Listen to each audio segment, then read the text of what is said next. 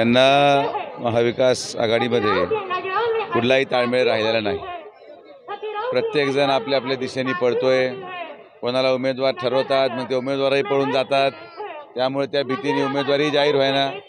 आता महादेव जानकर साहेब अगोदर त्यांच्या जागा वाटपामध्ये होते, नंतर ते भाजपमध्ये दिसले।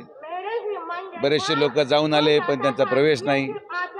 लोक अजूनही संदिग्ध परिस्थितीत आहे की काय होतंय, आणि म्हणून हीच परिस्थिती संपूर्ण देशाची आहे की या सगळ्या महाविकास आघाडी आणि INDIA ची जी आघाडी आहे यांनी आता 2029 ची तयारी करावी।